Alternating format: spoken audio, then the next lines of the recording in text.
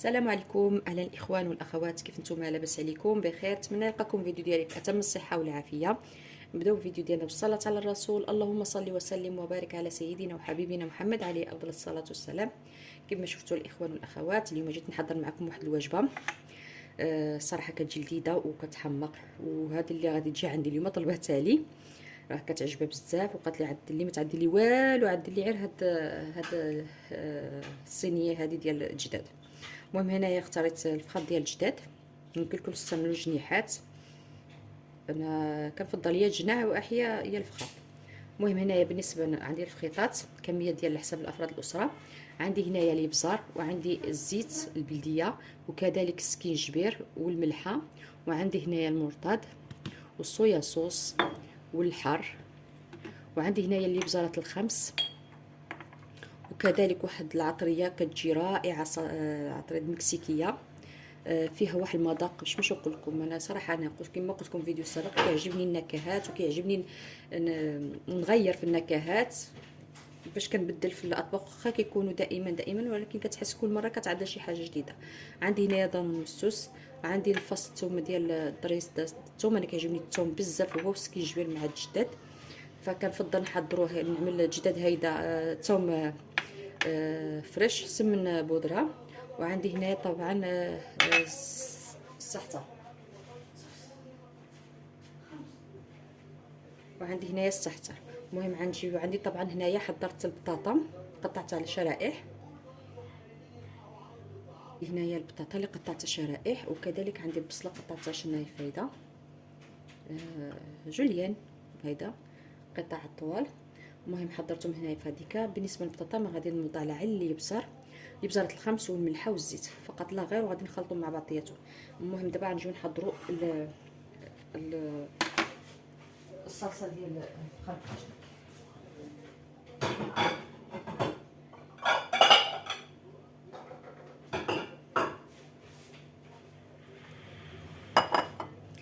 غادي نجيب هنايا الاناء ديالنا، اول حاجه غادي نوضع فيها الطعمون والصوص، ملعقه كبيره، اصلا هو كيرفد ملعقه.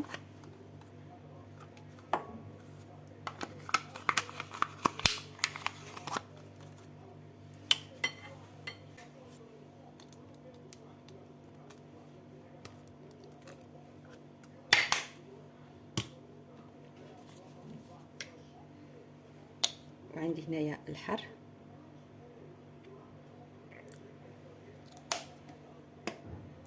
عندي هنايا ملعقه ديال الصويا صوص،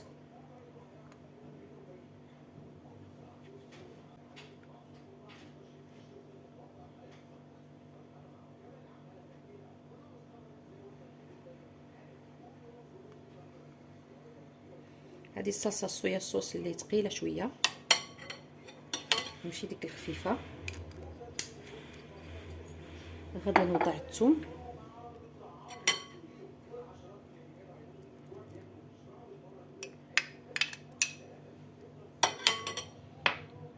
عندي هنايا العطريه ديال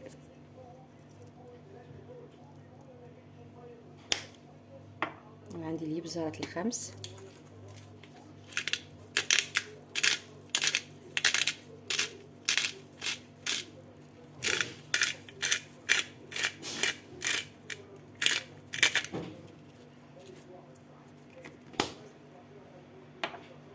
وكذلك السكينجبير،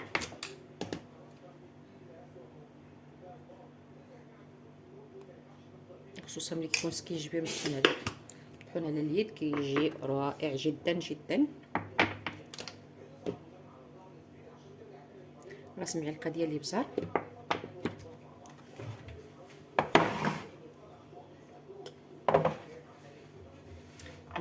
نحيد هاد العطريه البدايه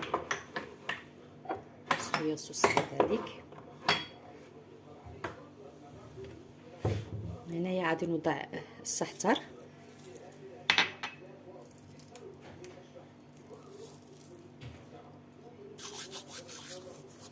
طبعا السحتر ضروري ما نفكو هيدا بيدنا لانه هو يابس، نحاول نزولوا هاد العويدات الكبار.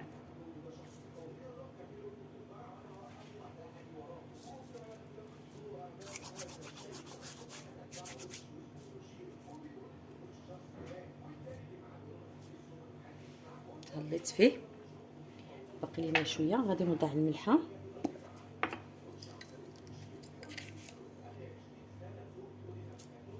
وكذلك غادي نوضع الملحه على البطاطا، ما نكثرش على حساب نردوا البال بانه واصلا البطاطا راه كتشرب الملحه. وغادي نوضع الكميه ديال الزيت هنايا فوق البصله، وكذلك هنايا غادي نوضع كميه ديال الزيت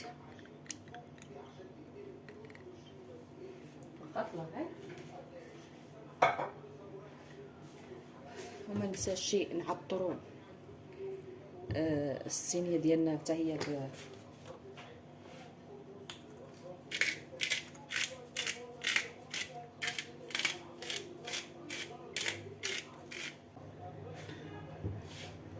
غادي نخلطوا.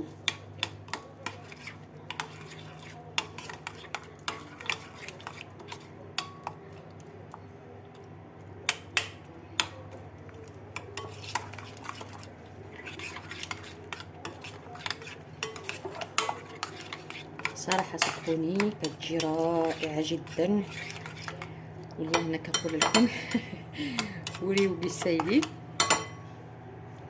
غادي عندي هنايا 6 ديال الجداد ديالي، غادي نتشكو هنايا هيدا باش يدخلوا ديك للداخل.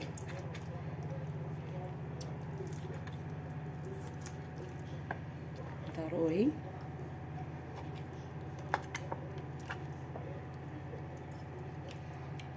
كنحيد لهم شي الجلده، خصوصا ملي كيكونوا هيدا يتحمروا ويتكرملوا، فكنخليو الجلده ديالهم. كطيبهم هيدا في الكميله صافي كنحيد الجلده.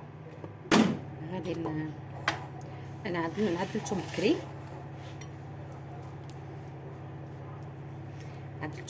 بكري غنخليهم هيدا في الطاوه حتى تقرب المغرب، عاد نشعل عليهم الفران.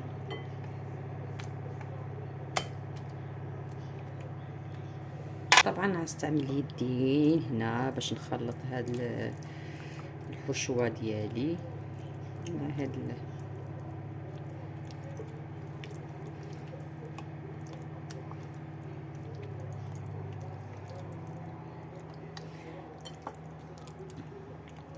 وعندي المعدنوس غنخليوه للتزيين.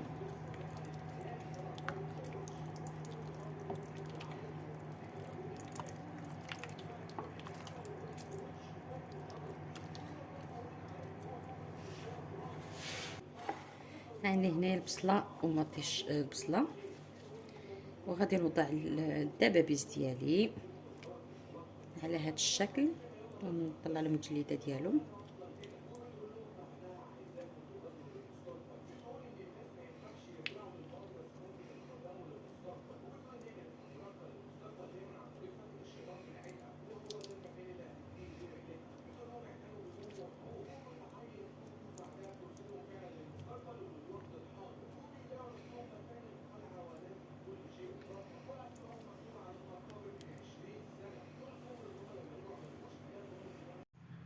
وهنايا كان هاد لاصوص باقي لي هنايا في هاد الاناء، غادي نخويه حتى هو فوق ديك الصينيه ديال الجداد على البطاطا. وهنا غادي نخليه حتى يقرب المغرب، عاد نشعل عليه الفران،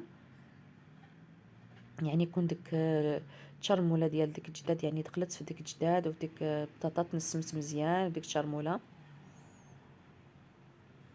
صراحه جات كتحمق، خصوصا ملي كتكرمل ما كتزيد لا ماء لا حتى شي حاجه، كطيب في الماء ديالها، الماء ديال البصله وديال الجداد كيرخي لي دم ديالو، البصله كترخي الماء ديالها، البطاطا كذلك، وكيطيبوا في ديك النكهات ديال اللي عملنا حتى ملي كيطيبوا كيدخل لهم الطياب صافي كتزول لهم ديك الورق ديال المطبخ ديال الورق ديال الطبخ، ومن بعد كتخليهم يتحمروا على حسب كما بغيتيهم، مقرملين محمرين وصافي على حسب. انا صراحه حمرتهم وكيجيو رائعين جدا، ما تشبعش منهم. هاد الصينيات بحال هيدا الصراحه ما تشبعش منهم نهائيا، يا اما جنيوحات يا اما هاد فخيضات كيجيو رائعين جدا جدا.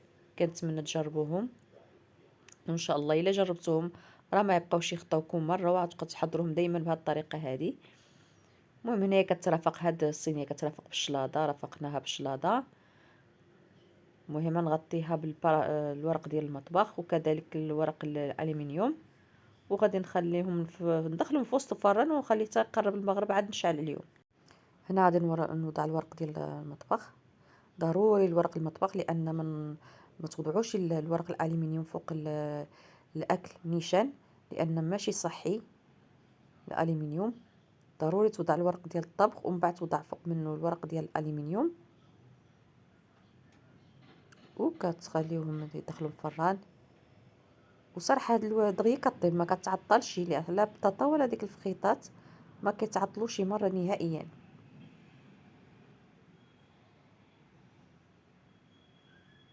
نزير عليهم بهذا الشكل الطريقه هذه باش ما كيخرجش منهم الربو نهائيا.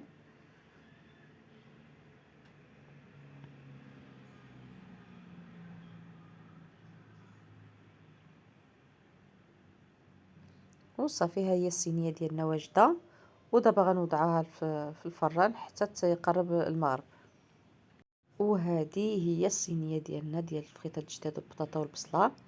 كتشوفوا كيفاش وضعت المعدنوس. كيعجبوا المعدنوس خضر بزاف. هنا وضعت الشلاضه ديال الخس والخيار والمطيشه والبصله، وهنايا البيض ديالنا مسلوق، والعصير ديال العقده الحامض اللي حضرتها معكم وعملت فيها كيوي.